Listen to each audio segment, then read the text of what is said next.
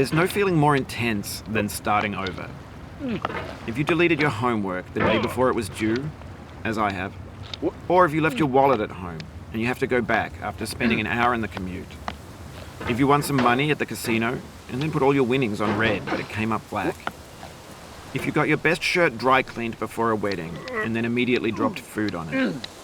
If you won an argument with a friend and then later discovered that they just returned to their original view.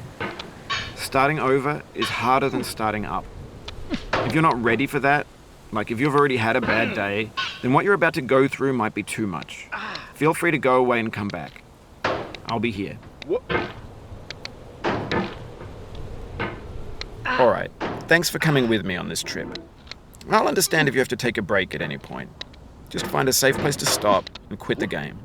And don't worry, I'll save your progress, always. Even your mistakes.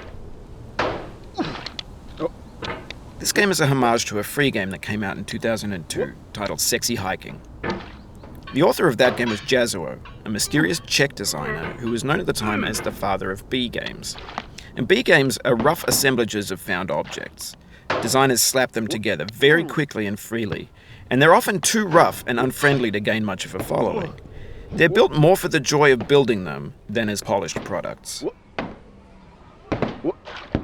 In a certain way, Sexy Hiking is the perfect embodiment of a B game.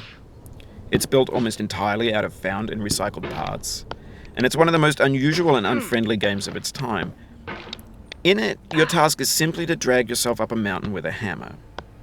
And that act of climbing, in the digital world or in real life, has certain essential properties that give the game its flavor. No amount of forward progress is guaranteed. Some cliffs are too sheer or too slippery. And the player is constantly, unremittingly in danger of falling and losing everything. Anyway, when you start Sexy Hiking, you're standing next to this dead tree that blocks the way to the entire rest of the game.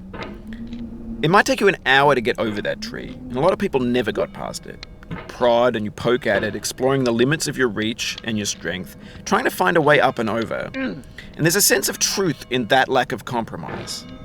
Most obstacles in video game worlds are fake. You can be completely confident in your ability to get through them once you have the correct method or the correct equipment or just by spending enough time. In that sense, every pixelated obstacle in Sexy Hiking is real. The obstacles in Sexy Hiking are unyielding, and that makes the game uniquely frustrating. But I'm not sure Jazzuo intended to make a frustrating game. The frustration is just essential to the act of climbing, and it's authentic to the process of building a game about climbing.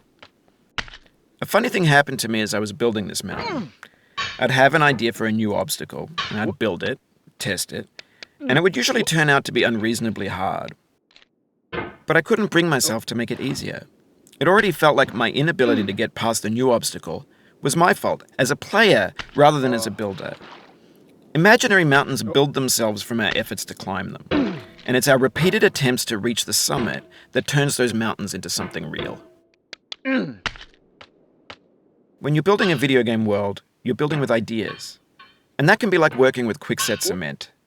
You mold your ideas into a certain shape that can be played with, and in the process of playing with them, they begin to harden and set until they're immutable, like rock. And at that point, you can't change the world. Not without breaking it into pieces and starting fresh with new ideas.